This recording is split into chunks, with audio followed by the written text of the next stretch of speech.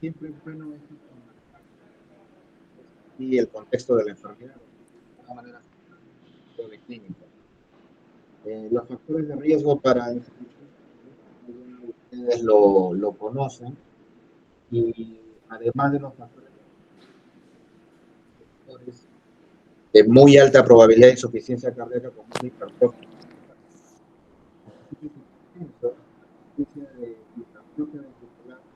ya nos da una probabilidad muy alta de desarrollar insuficiencia, como ustedes saben, predominante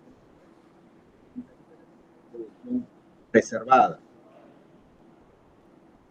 La diabetes también, obviamente, tanto en hombres como en mujeres, y se puede desarrollar un tipo específico de insuficiencia cardíaca diabética. Vean ustedes cómo a menor control de la insuficiencia cardíaca, de la diabetes, mayor probabilidad de que el paciente desarrolle este problema. Las causas, pues definitivamente ustedes conocen, seguramente los hospitales han tenido más de una etiología de insuficiencia cardíaca, muchas de ellas relacionadas a insuficiencia cardíaca con fracción de eyección reducida y en otros casos con insuficiencia cardíaca con fracción de eyección preservada. La definición quizás es la más completa que fue publicado en la Guía Europea ya del 2016. Es un síndrome clínico definitivamente, en donde hay síntomas, en donde a veces pueden haber signos, a veces no. Por eso es que existe también pacientes asintomáticos causados por una normalidad cardíaca estructural y o funcional, lo cual produce disminución del gasto cardíaco o un incremento de las funciones intracardíacas. Por eso es que dentro de la definición universal de insuficiencia cardíaca, además de haber una clínica, además de haber alteraciones estructurales, mucho tiene que ver también con signos de congestión, que puede darse por signos de congestión que podemos determinar en el ecocardiograma, como también con biomarcadores como son los péptidos natriuréticos, ¿no? Como lo menciono acá en lo que es la definición universal, ¿no?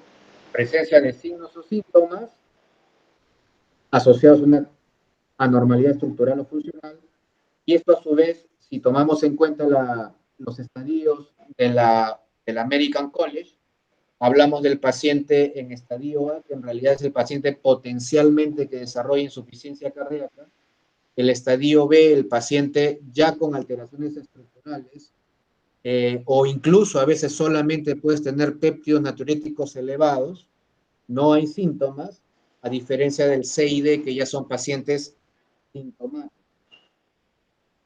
A su vez, como ustedes saben, la clasificación según fracción de eyección, hoy en día hablamos de la reducida, cuando es menos de 40, de la levemente reducida, cuando va en el rango de 41 a 49, de la preservada, más de 50, o también de la recuperada o mejorada, cuando un paciente reducido, su fracción de eyección sobrepasa el 40%.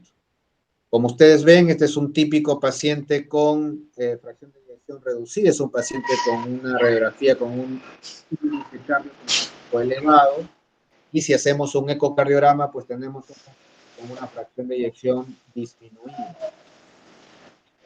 En cambio, el típico fenotipo del paciente preservado es, y por eso la radiografía es de una mujer, porque es predominantemente de sexo femenino, ¿no? En donde no tenemos un corazón dilatado, sino sobre todo un corazón hipertrófico, como lo vemos en este ecocardiograma, y que generalmente esta hipertrofia está asociado a crecimiento auricular, predominantemente del lado izquierdo, lo cual refleja un incremento en las presiones de llenado. Acá vemos más claramente cómo hay algunas diferencias epidemiológicas del paciente reducido con el paciente preservado, más mujeres, mayor edad, más asociado a la hipertensión, a diferencia del reducido, que está más asociado a enfermedad coronaria. Aquí las comorbilidades son más frecuentes, el sobrepeso y la obesidad. Hay pacientes que única y exclusivamente por ser obesos pueden desarrollar insuficiencia cardíaca, así no tengan hipertensión, así no tengan diabetes, y está más asociado a la fibrilación auricular. Si hablemos de la presencia de los péptidos natriuréticos, van a estar elevados en ambos fenotipos, pero se elevan más en el fenotipo reducido. Aquí vemos los péptidos se elevan, pues obviamente porque puede haber una sobrecarga de volumen o una sobrecarga de presión, lo cual a su vez lleva a que la célula miocárdica, sea de la aurícula o sea del ventrículo, por este estiramiento genera pues que se produzca primero una molécula grande que es el pre-proBNP, y esto a su vez hace que el proBNP se pueda clivar en el NT-proBNP y en el BNP. El BNP pues un tiempo de vida mucho más corta, el NT-proBNP, que es lo que más utilizamos en práctica clínica, y el BNP se eleva más que todo porque tiene funciones, digamos, beneficiosas, como luego lo vamos a ver, pero también hay que tener en cuenta, como lo demuestra este cuadro que está a su izquierda, que existen otras tanto cardíacas como cardíacas que pueden elevar el BNP, ¿no? Como ustedes lo ven acá, incluso la misma edad, la disfunción renal, un síndrome coronario agudo, la fibrilación auricular, la embolia pulmonar pueden ser, digamos, entidades en las cuales también podemos encontrar el péptido elevado, y otras como la obesidad, en donde más bien puede estar disminuido. Nuevamente, un poco hablando ya de los tres fenotipos, incluso la levemente reducida, que sus características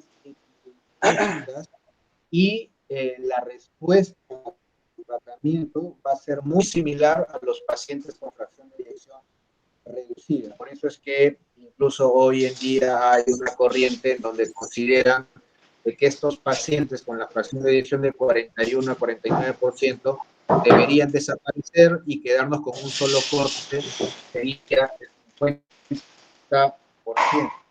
Pero bueno, inicialmente de los pacientes con fracción de eyección reducida, las bases fisiopatológicas van a estar en relación a estos puntos. Se van a ver un cambio en la geometría del ventrículo izquierdo, que es lo que denominamos remodelado. Hay una activación de sistemas endógenos neuromorales.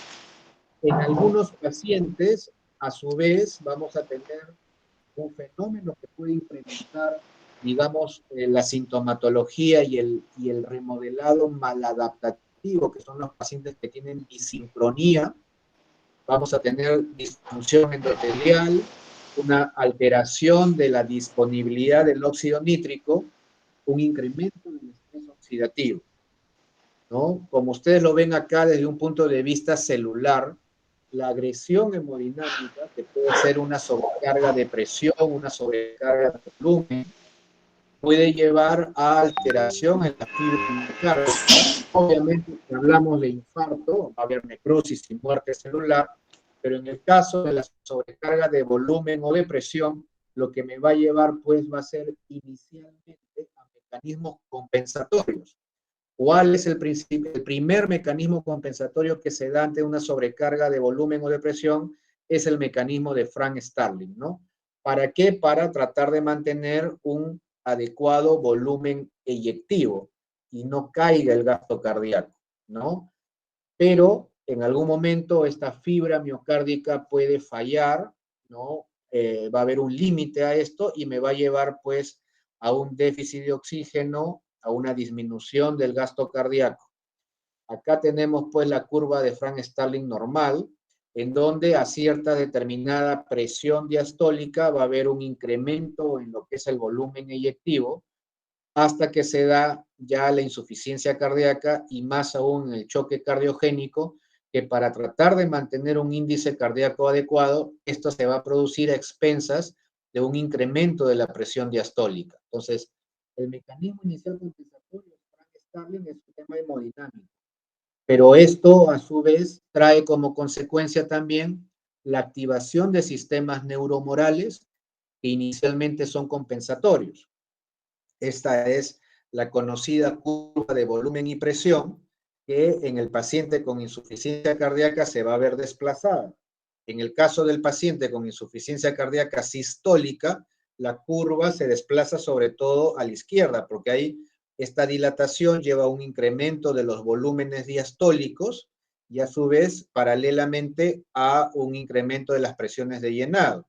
En la insuficiencia cardíaca preservada, que antes se le denominaba diastólica, por eso lo antiguo de este slide, pero que no pierde vigencia, no hay tanto incremento del volumen, más bien tenemos una cavidad más pequeña por la hipertrofia, pero hay igualmente un incremento en las presiones de llenado.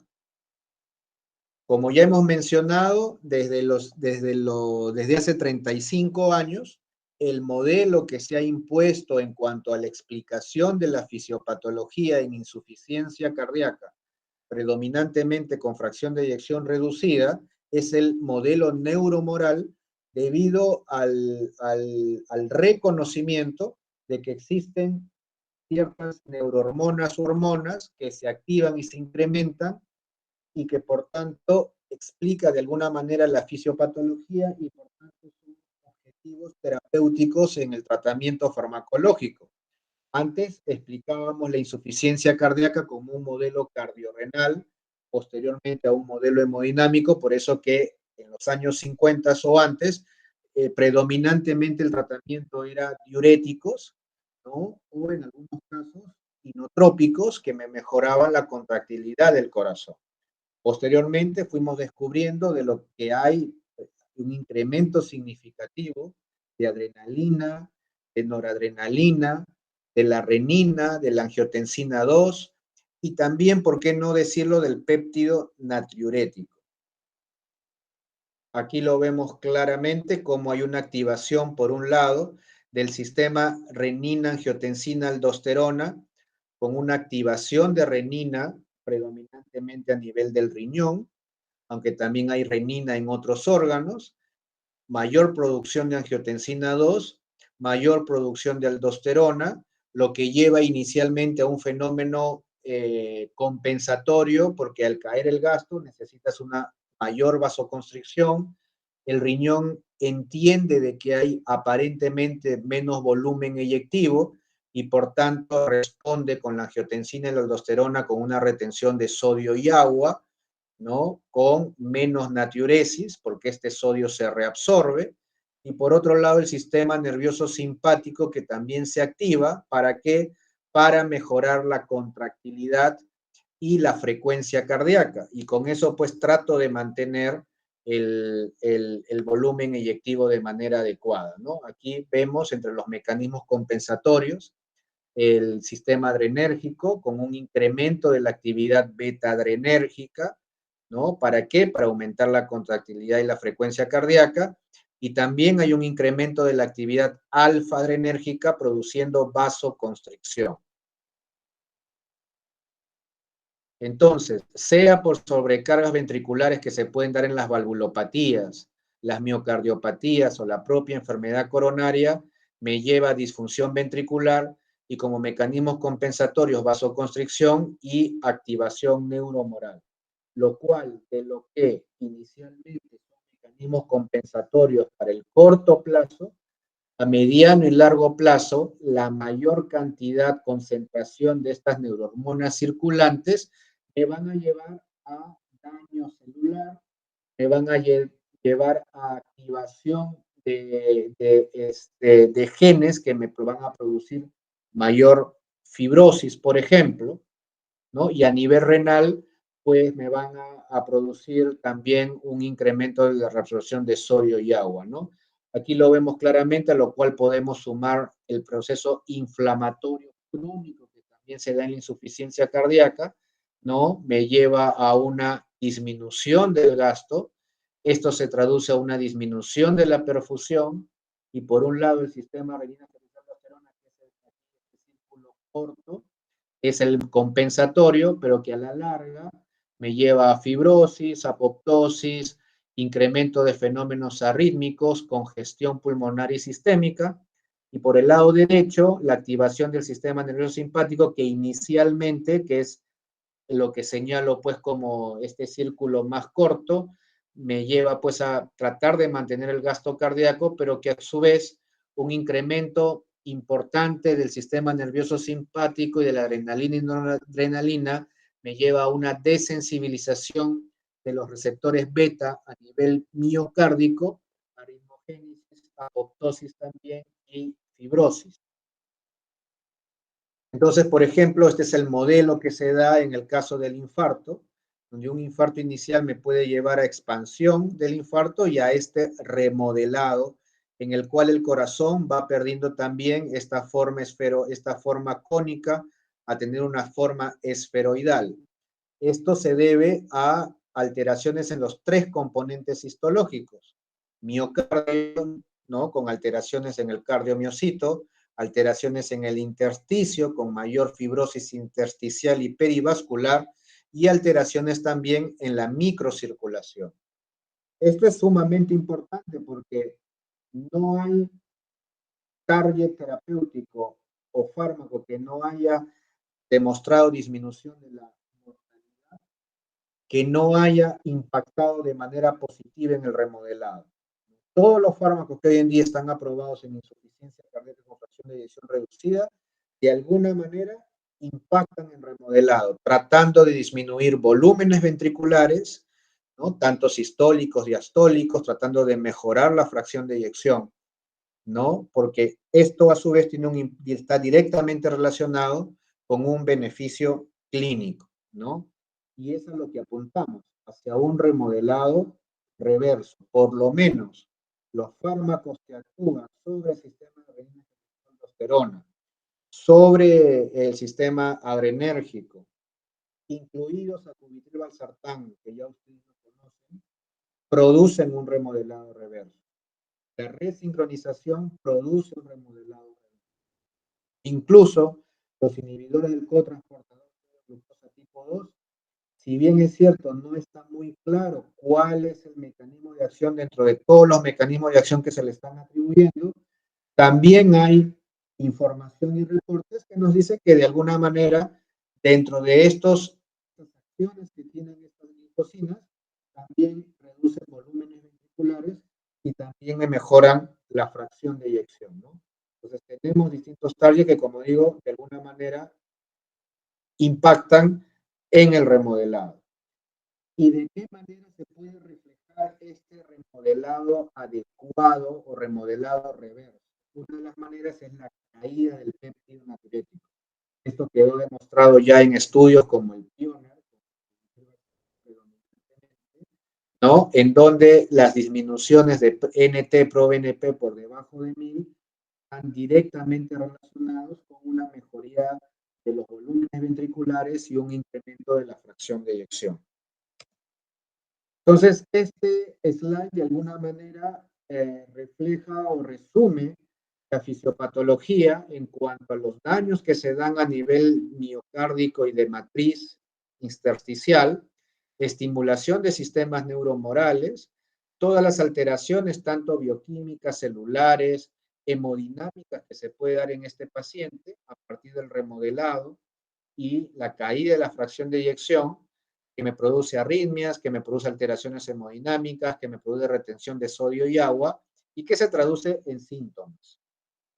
Pero bueno, de lo que hasta el año 2014 más o menos era en los targets para de alguna manera impactar sobre el sistema nervioso simpático y sistema renina-angiotensina-aldosterona y estos efectos deleterios que producíamos, no es sino hasta el 2014 con la aparición de sacubitril valsartán, es en donde tratamos de mejorar la disponibilidad de los péptidos natriuréticos que se encuentran, si bien es cierto, están aumentados en insuficiencia cardíaca, como en uno de los slides que les presenté, su disponibilidad y su acción como mecanismo de alguna manera compensatorio a estos fármacos, a estos sistemas, perdón, deleterios, no es la adecuada. Entonces, por eso es que hablamos de un desbalance neuromoral.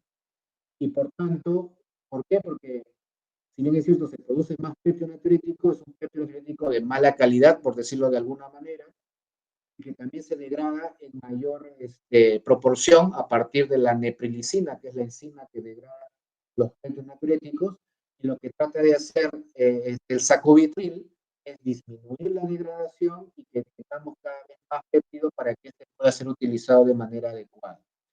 Aquí, como lo menciona esta gráfica,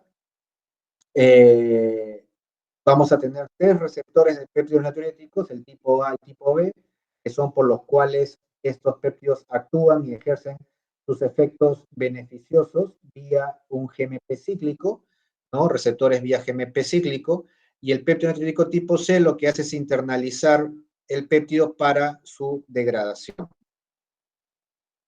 La neprilicina es una, la neprilicina es una hormona, una enzima, perdón, que degrada péptidos natriuréticos y otros péptidos, ¿no? Y por tanto, sacubitril/valsartán lo que hace por un lado es actuar bloqueando el receptor de angiotensina 2 y por otra parte inhibiendo la neprilicina para que tengamos más péptidos que pueda actuar tanto sobre el receptor tipo C como sobre el receptor tipo A para producir vasodilatación y un incremento de la natriuresis y de la diuresis.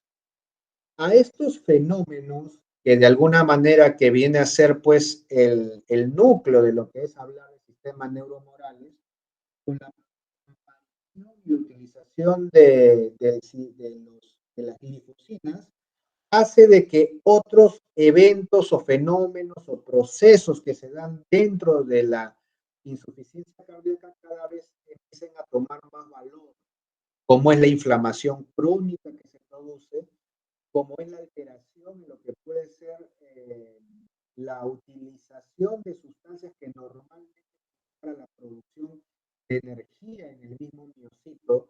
Como sabemos, un miocito de qué se alimenta, por decirlo de alguna manera, de qué produce sus ATPs. Se produce tanto de la glucosa, de los ácidos grasos y además de los cuerpos cetónicos, que en el contexto de un corazón insuficiente o un miocardio en insuficiencia cardíaca, se necesitan vías energéticas más eficientes, no se necesita tanto de la glucosa. Y ahí los cuerpos cetónicos son importantes y están disminuidos, y los ISGLT2 lo que hacen es mejorar la eficiencia energética de estos fármacos. Entonces, otros procesos que de alguna manera eran vistos y que no eran target terapéuticos, con las glifosinas, de alguna manera, eh, entran, digamos, a tallar también, ¿no? Sabemos que de 20 a 25% de los pacientes con insuficiencia cardíaca con fracción de eyección reducida, a su vez va a haber un remodelado eléctrico por el cual hay disincronía eléctrica. Una disincronía eléctrica que se traduce a su vez en disincronía mecánica, por la cual a veces sea en una misma pared, incluso los segmentos basales no se contraen con los segmentos más apicales, o una pared lateral no se contrae al mismo tiempo de una pared septal, o la contracción aurículo-ventricular también se puede ver asociada. ¿En quiénes encontramos más predominantemente la sincronía o disincronía? En aquellos pacientes que tienen bloqueo completo de rama izquierda. Esa disincronía, sea aurículo-ventricular o interventricular, produce pues una incoordinación en la contracción, produce una disminución del 20% del gasto cardíaco, me puede incrementar el estrés de pared, el aumento del volumen de fin de sístole, un retraso de la relajación, un incremento de la insuficiencia mitral. Y obviamente si yo mejoro esta disincronía, voy a mejorar todos estos puntos que acabo de mencionar. Por eso es que el tratamiento, como en cualquier enfermedad, está encaminada en mejorar esas vías fisiopatológicas que me llevan a la enfermedad. Bloquear angiotensina 2, sea con un YEC o con un ARA, bloquear la noradrenalina con beta bloqueantes, bloquear la producción de aldosterona o por lo menos su acción a nivel del receptor, y para eso utilizo pues antagonistas del receptor mineralocorticoide, como puede ser la espironolactona, como puede ser el Plerenone y como puede ser hoy en día recién, digamos, ya comercializada en nuestro país, que ya tenemos también un tercer antialdosterónico. Sacubitril/valsartán, como ustedes saben, actúa por un lado mejorando la disponibilidad de péptidos natriuréticos y tiene el valsartán para cumplir las acciones que ya todos conocemos de los receptores de la angiotensina 2. El estudio Paradigm en el 2014 es el que nos da el sustento en ensayo clínico para su utilización y la disminución de puntos duros. DAPA-HF y Empero Reduced, publicados en 2019 y 2020, son los que nos dan el sustento para la utilización de las glifosinas, tanto empaglifosina como dapaglifosina, que son las dos únicas que tenemos aprobadas para el manejo de los pacientes con insuficiencia cardíaca. Pero como mencioné, se postulan otros mecanismos de acción, mejorando la eficiencia energética, disminuyendo la inflamación, disminuyendo el estrés oxidativo, aumentando la producción de eritropoyetina y por tanto del hematocrito y de la hemoglobina, producir descongestión, sobre todo una descongestión intersticial o tisular, a diferencia de los diuréticos de asa, que lo que producen sobre todo es una disminución del volumen intravascular, que como ustedes saben, esto a su vez me puede llevar a una mayor activación del sistema renina-angiotensina-aldosterona. Pero los pacientes con insuficiencia cardíaca, a su vez, pues, pueden también, a pesar de todo el tratamiento farmacológico que le brindamos a nuestros pacientes, pueden a su vez también tener una progresión de la enfermedad con falla de bomba y llevar a estadios más avanzados en donde definitivamente ya el tratamiento farmacológico no va a tener el impacto, en donde los sistemas neuromorales, digamos, de alguna manera su bloqueo ya no va a ser suficiente y sobre todo a lo que tenemos que ir es a tratamientos que donde sobre todo mejoren la hemodinámica del paciente, ¿no? Y para mejorar sintomatología, ¿no? Hasta el punto final en donde sobre todo lo que tenemos que hacer ya es un trasplante porque de alguna manera no va a ayudar el arsenal terapéutico con el cual podemos contar, ¿no? Y aquí es lo que vemos, cómo va progresando la insuficiencia cardíaca y entonces pues lo que de alguna manera uno puede mantener un adecuado gasto cardíaco, un adecuado volumen, si bien es cierto a expensas de un incremento de las presiones de llenado, ya en los pacientes más avanzados, cuando pasamos al estadio D, tenemos claramente una disminución progresiva del gasto cardíaco con incremento de las presiones de llenado y entonces el tratamiento va a ser netamente hemodinámico. La resincronización, como lo mencionamos, pues me va a llevar a una disminución de la insuficiencia mitral en muchos de los pacientes, a una mejoría del remodelado con una disminución de los volúmenes ventriculares, ¿no? Y esto es a lo que denominamos pues el remodelado reverso.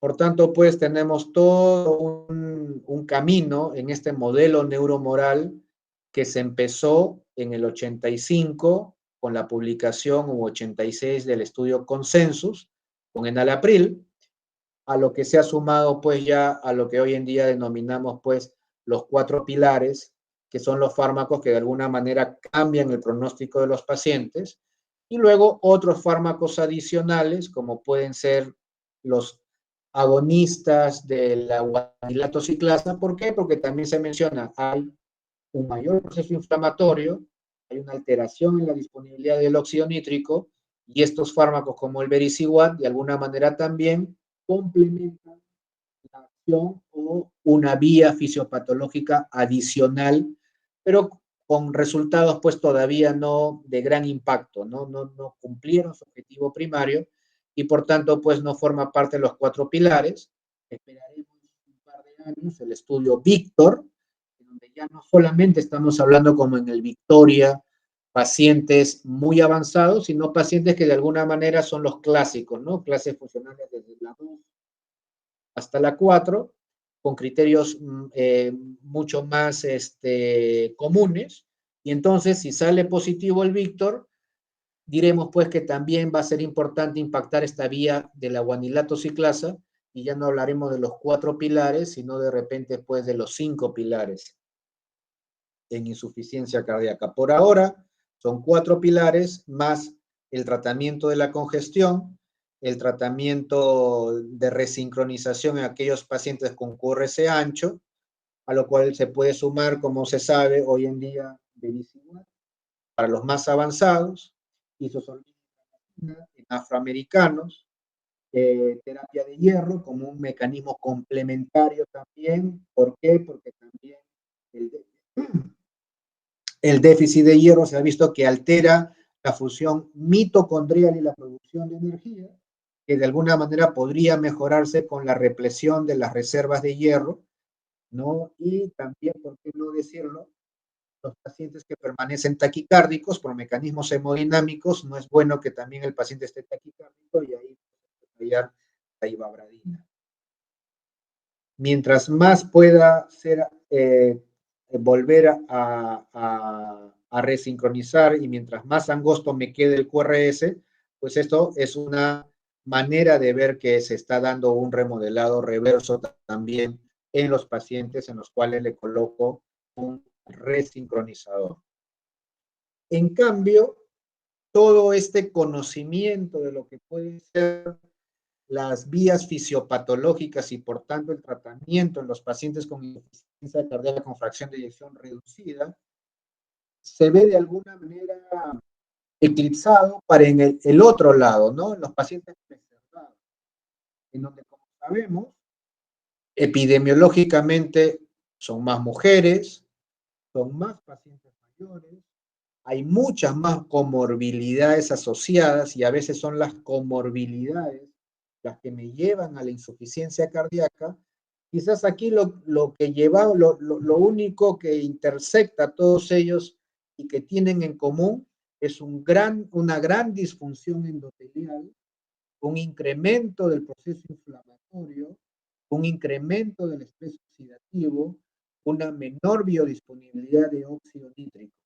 Eso es quizás lo que tiene en común todos los pacientes que llegan a desarrollar insuficiencia cardíaca con fracción de eyección preservada, ¿no? Acá vemos cómo está asociado a más comorbilidades, pero sin embargo, cada vez tenemos más pacientes que se presentan en los hospitales con insuficiencia cardíaca con fracción de eyección preservada. En algunos casos, a veces tenemos más preservados que reducidos, y no somos ajenos a eso. En el fin de semana peruano, digamos, se presentó un registro con más de 300 pacientes nacional, con algunos hospitales de MINSA, armadas, y sí, definitivamente hay más preservados que reducidos.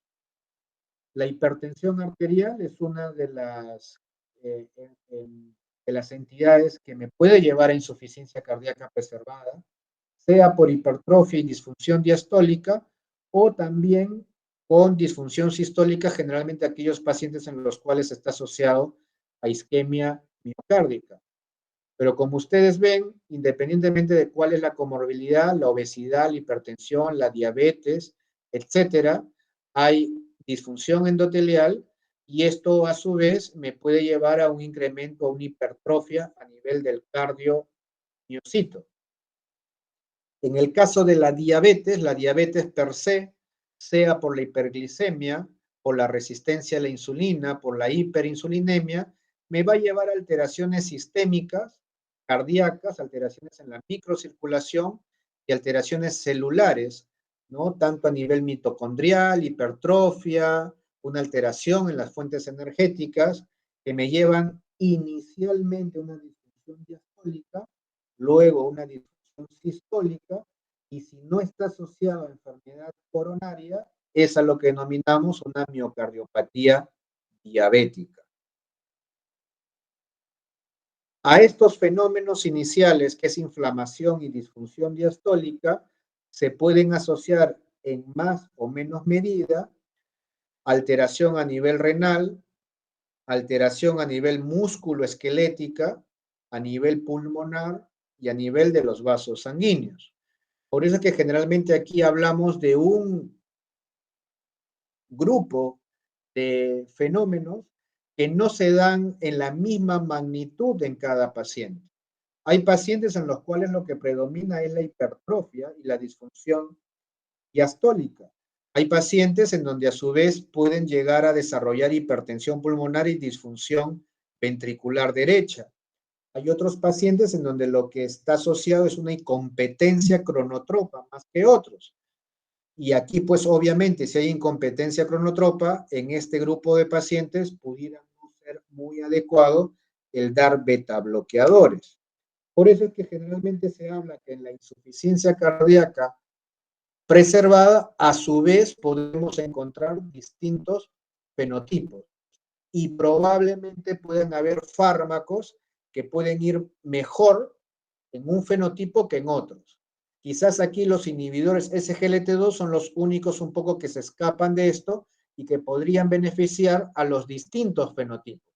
Pero si, por ejemplo, tenemos el paciente en el fenotipo 2 cardiometabólico, en donde hay hipertensión, en donde hay diabetes, en donde hay obesidad y un gran fenómeno inflamatorio, adicionalmente el dar un YECA, el dar un ARA, el dar incluso si son mujeres acobitil-valsartán, podría beneficiarlos clínicamente, pero no tanto, por ejemplo, en el paciente que desarrolla falla derecha e hipertensión pulmonar, que quizás son los que eh, más huérfanos quedan en cuanto a terapias aprobadas. Aquí lo vemos, pues, ¿no? Esto de alguna manera me traduce a su vez dividiéndonos según estos fenotipos y por eso hay signos de interrogación en algunos casos, ¿no? El fenotipo 3 son los pacientes que a su vez tienen solamente fibrilación auricular y el tratamiento estaría más abocado al tratamiento de la fibrilación auricular.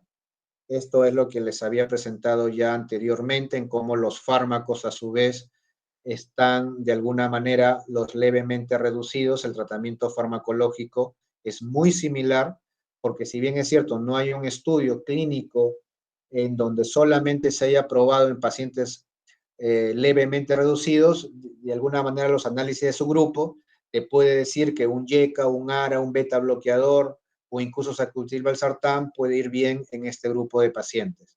En preservados con fracción de eyección por encima del 50%, quizás los ISGLT2 son los que pueden beneficiar y en algunos casos muy seleccionados los antialdosterónicos y sacubitril/valsartán.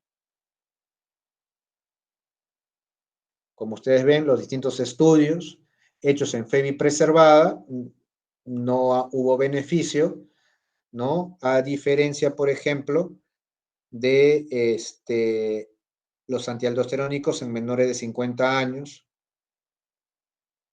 hasta que salieron el Emperor Preserve y el estudio de Liver, uno con empaglifosina, otro con dapaglifosina, sobre todo, como digo, en este fenotipo más metabólico, porque como ustedes ven, 90% de pacientes diabéticos, mitad de pacientes, perdón, hipertensos, la mitad de ellos diabéticos, 50% con fibrilación auricular, no hubieron pacientes con falla derecha, con hipertensión pulmonar, ¿no? Y aquí sí hubo un beneficio de estos fármacos. Por eso, la base del tratamiento serían los IGLT2, los diuréticos, aunque por ahora tienen una indicación 2A, ¿no? Y luego, en población más seleccionada, la COVID-valsartán, la espironolactona o los beta bloqueadores si es que hay mucha frecuencia cardíaca elevada.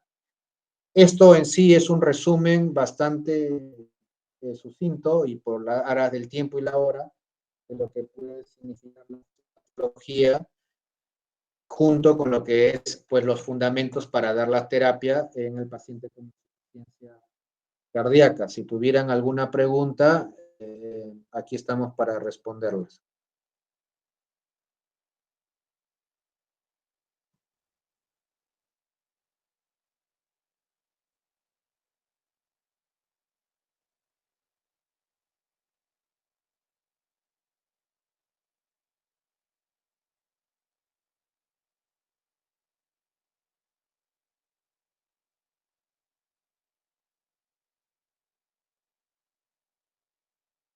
De todas maneras, a través,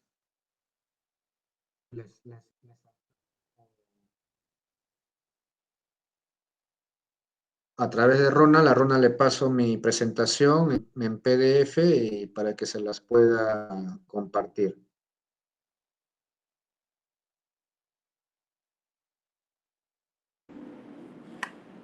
Muchas gracias, doctor. Bueno, posiblemente después de todo el día de trabajo ya están cansados y es viernes encima y tienen derecho también a un poco a descansar. Así que, bueno, aparentemente no hay preguntas. Así que, bueno, ha sido un gusto estar con ustedes y, bueno, a través de Ronald o directamente, en algún momento puedo ayudarlos en su formación o algún tipo de ayuda que necesiten de mi parte. Aquí estoy para poder ayudarlos. Así que buenas noches con todos. Nos vemos.